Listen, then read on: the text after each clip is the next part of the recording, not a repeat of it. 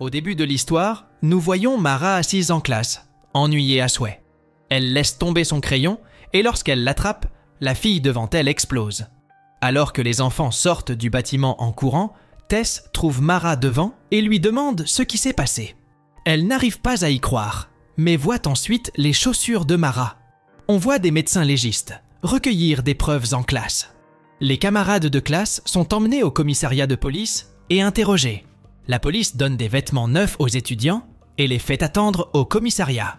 Les parents de Mara viennent la chercher au commissariat et la ramènent à la maison. Les funérailles de la jeune fille auront lieu le lendemain. Mara et Tess regardent le père de la jeune fille retirer un autocollant de sa voiture. Plus tard, ils prennent un café et Mara met tous les champignons dans son café au lait. Ils sont tous les deux amis depuis qu'ils sont très jeunes et prévoient de le rester jusqu'à ce qu'ils soient vieux et de vivre ensemble dans une maison sur la plage. Ils parlent de la fille décédée lorsque Dylan s'approche et demande à les rejoindre. Dylan la ramène à la maison et lui propose un rendez-vous. Plus tard, elle et Tess sont allongées dans son lit et discutent. Mara dit qu'elle ne continuera pas à se droguer. Tess demande si elle a déjà pleuré et lui dit qu'elle pleure tout le temps. C'est le jour du match de rentrée et les deux filles arrivent à l'école déguisées. Pendant le match, elle prend des photos des sportifs, attendant que leur maillot s'aligne et épelle quelque chose de sale. Tout le monde sort en criant parce qu'un des joueurs a explosé. Dylan attrape la main de Mara et la traîne hors de là. La ville devient un sujet d'actualité important.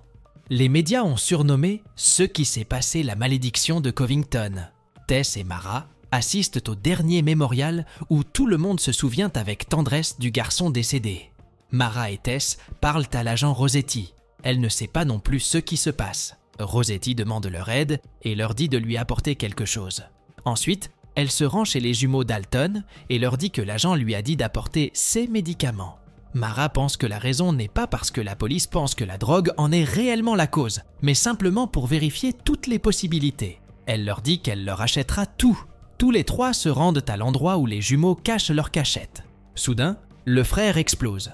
La sœur saute rapidement sur le siège du conducteur et essaie de conduire la voiture.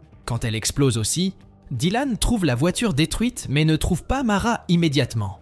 Il voit une empreinte de main sanglante et part à sa recherche dans les bois. Dylan la trouve en train de faire la vaisselle dans une rivière et il la serre dans ses bras. Soudain, il voit quelqu'un en combinaison de protection contre les matières dangereuses qui les surveillent. Immédiatement, d'autres apparaissent et attrapent-les tous les deux. Mara est à l'hôpital lorsqu'un médecin arrive pour lui dire qu'il est là pour l'aider. Elle commence à paniquer, mais aperçoit Dylan sur le lit à côté d'elle. Le gouvernement a officiellement mis toute la classe en quarantaine. Le médecin-chef interroge les étudiants. Elle pose des questions sur les enfants décédés, leurs rêves et aspirations, ainsi que ce qu'ils veulent faire à l'université. Le lendemain, le cours se déroule dans une salle récréative. Plus tard, un représentant du gouvernement montre aux adolescents une présentation PowerPoint et propose de répondre à toutes leurs questions. Mara ne comprend pas ce qu'ils font réellement pour les aider et se moque de lui. Le fonctionnaire donne une réponse cliché et les enfants se moquent de lui mais se mettent rapidement en colère. L'un d'eux explose, puis un autre explose pendant son sommeil. Des tests sont en cours dans l'établissement. Les parents des enfants attendent à l'extérieur de l'établissement et le médecin sort pour raconter à l'un des couples ce qui est arrivé à leur enfant. Les enfants continuent de mourir et tous les tests et tous les médicaments qui leur sont administrés échouent. Ils essaient tous de vivre le plus normalement possible à l'intérieur, mais les uns après les autres, les adolescents continuent d'exploser. Même les médecins travaillant dans l'établissement s'inquiètent. La pilule bleue qu'on leur donne semble commencer à agir. Tout le monde dans l'établissement en est content. À un moment donné, ils confient les enfants à la garde de leurs parents. La mère et le père de Mara la reconduisent chez elle lorsqu'elle constate qu'il n'y a pas de décoration de Noël dans la ville. Le lendemain, Dylan est chez elle. Ils dorment ensemble pour la première fois. Mara lui demande s'ils sont en sécurité et Dylan dit qu'il ne sait pas, mais qu'il devrait y aller un jour à la fois et retourner à l'école. Elle ne veut pas y retourner. Leur classe est la seule à fréquenter l'école dans le même bâtiment. L'un de leurs professeurs leur raconte comment il avait vu quelqu'un exploser lorsqu'il était soldat. Il leur dit qu'il les aidera à obtenir leur diplôme. Le lendemain, le médecin est dans leur école pour leur expliquer la pilule snooze. Elle dit que même si ce n'est pas un remède, c'est un traitement. Le médecin demande à un volontaire de faire valoir son point de vue, Mais dès que l'enfant commence à suivre ses instructions, il explose. Soudain, un autre explose à son tour. Puis un troisième. Ils sont tous épuisés. Mais les enfants continuent d'allaiter, d'exploser. Mara est avec Dylan et ne peut pas rejoindre Tess. Dans le tumulte, ils courent tous et tentent de sortir tandis que les enfants continuent d'exploser. Mara est laissée pour compte et lorsqu'un camarade de classe essaie de l'aider, il explose également. Elle trouve une porte et sort de l'école. Dylan la rencontre dehors et ils s'embrassent. Soudain, Dylan explose juste devant elle. Sa mère va à l'hôpital et l'aide à se laver. Cette nuit-là, elle dort entre ses parents. Elle devient vraiment déprimée et arrête de prendre les pilules, refusant de communiquer. Les funérailles de Dylan vont et viennent. Tess essaie de la faire sortir de sa chambre, mais Mara reste assise là à regarder des vidéos de Dylan. À un moment donné, elle quitte sa chambre et prépare des cocktails pour son père. Mara appelle le cocktail « Tous mes amis et mon petit ami sont morts ».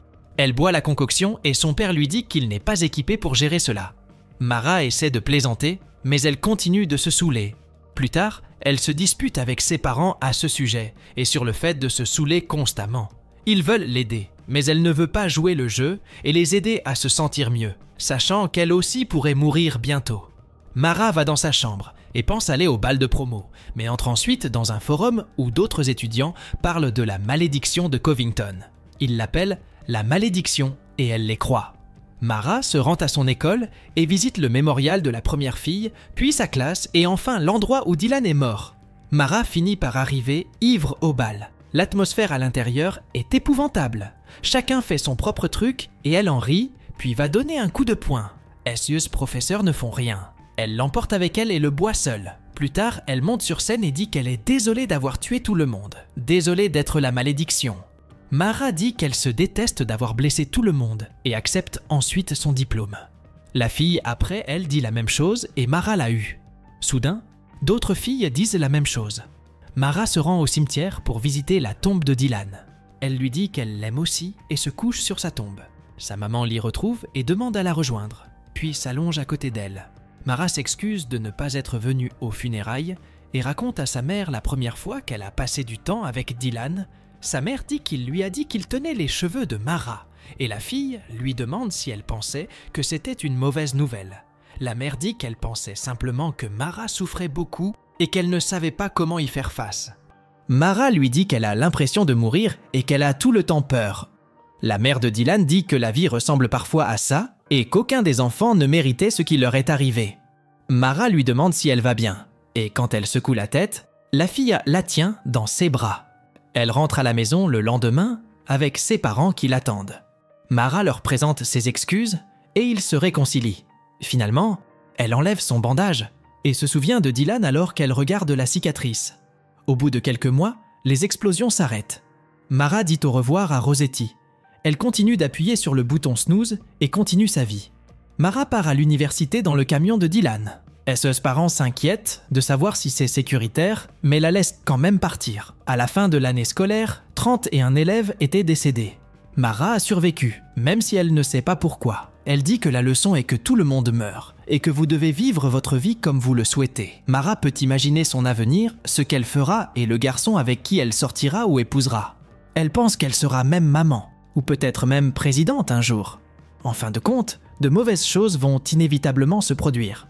Elle ne perdra pas sa vie à attendre quelque chose qui pourrait ne jamais lui arriver. Mara imagine un avenir où elle et Tess vieilliront ensemble dans la maison de plage qu'elle voulait. Elle n'aura plus peur car elle pourrait mourir à tout moment, tout comme n'importe qui d'autre. Avec ça, notre histoire se termine. Si vous étiez Mara, face à toutes ces situations explosives, quelle excuse grandiloquente trouveriez-vous pour expliquer pourquoi vous étiez toujours en retard en classe ? Dites-le nous dans la section commentaires. N'oubliez pas pour vous abonner à notre chaîne pour des histoires plus intéressantes à travers le monde.